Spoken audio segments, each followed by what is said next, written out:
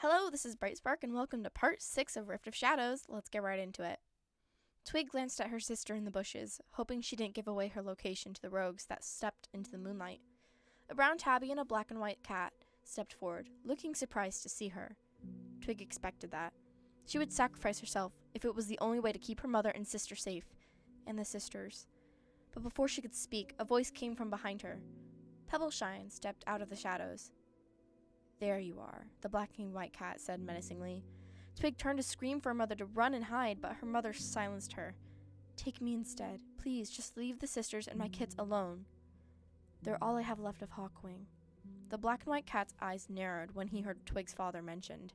He ordered the tabby Tom to seize Pebbleshine, and to Twig's horror, she didn't resist. Twig, furious, leaped at the Tom. She could take this cat. He was on the smaller end and skinnier than her. She could easily win and set her mother free, but as she attacked him, Pebbleshine pulled her off. Now was not the time to fight.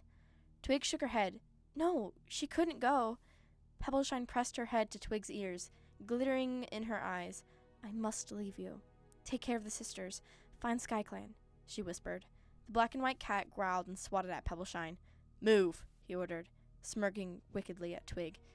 Twig couldn't do anything but watch her mother leave, but she already had an idea. She wouldn't leave Pebbleshine too quickly. Ice and Sunrise walked behind Twig as they made their way to cross the Thunderpath, the same place Pebbleshine was taken. It was nearly dawn. Twig had come back to camp to tell everyone what had happened, and her plan to get Pebbleshine back.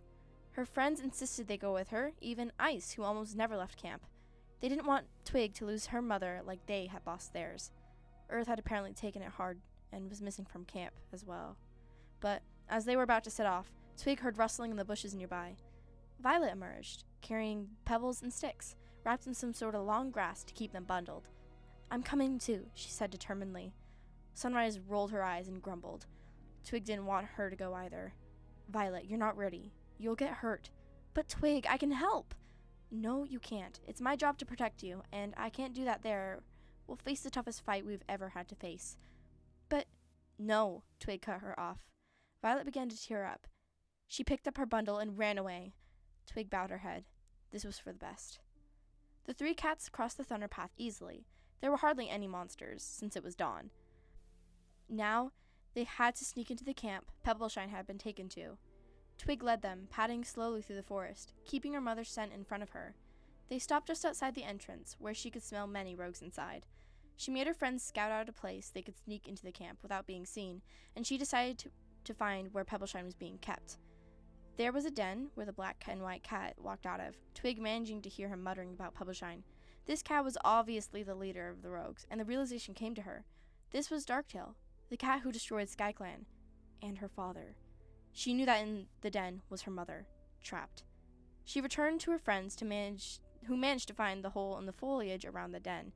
Lucky. Twig and the others snuck through. Twig prayed to Darkland that they wouldn't get caught so quickly. In and out. Stay hidden, stay quiet. They managed to enter the den, and Twig saw her mother crouching inside, looking battered and bruised. Twig felt a rage for the cats who hurt her. When Pebbleshine saw her, her eyes grew to alarm. "Why are you here? You're supposed to be with the sisters." "We're saving you," she rushed, helping her mother up. She had a limp. "Come on, we're going to get out." Pebbleshine nervously agreed and rested on Twig as they exited, but luckily it was quiet. Too quiet, Twig realized too late. As they left the den, the eyes of a whole bunch of cats landed on them. They were battle-ready. Darktail jumped down from the tree that towered over the den they left from, cutting them off from the exit. "Pebbleshine, you've never told me that your kit was clever." They didn't say a word. Darktail spoke to all the cats in the clearing about how he wanted revenge on Pebbleshine for betraying him, and with a flick of his tail, declared Twig would fight him for revenge. Two rogues separated her and Pebbleshine and pushed her forward. Twig was surprised, but she was ready. She was always ready. But before they met in combat, smoke filled everyone's nostrils, and the tree above the den cracked and fell into camp, right on top of her friends. Violet's head hurt. She screamed. Why couldn't she be useful? She took her bundle and threw it at a tree, it coming apart with a crack. She took a rock and threw it. No, she had to help. She would find a way. She managed to cross the Thunderpath and came across some two-legs. They had a fire where they cooked amazing-smelling prey over. This was it. She could be useful. She grabbed a tree branch on the ground and started tracking her mother and sister. She would save them. The voices finally grew quiet, whispering their approval. Twig's head was fuzzy. She breathed in. It hurt. She got to her feet as she could. Her side hurt. Her scratches stung as fire consumed the camp. The dry wood crackled as screams filled the air. Rogues left the camp fleeing. Darktail struggled to get up, and her friends, Sunrise's paw, black and bloody, reached out from under the tree trunk. Twig cried out in pain at the sight of her best friend, and Darktail chose this moment to advance. But Pebbleshine managed to rush over, still limping, and pulled her to her feet.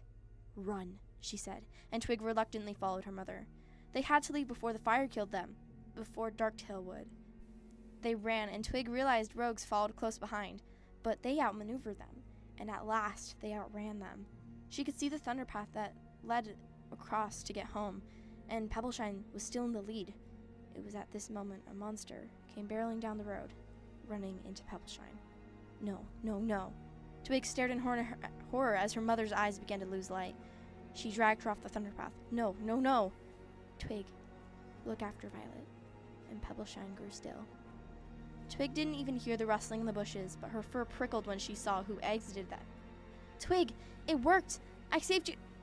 Violet was cut short by Pebbleshine, and Twig turned to see Violet, her sister, holding a flaming branch.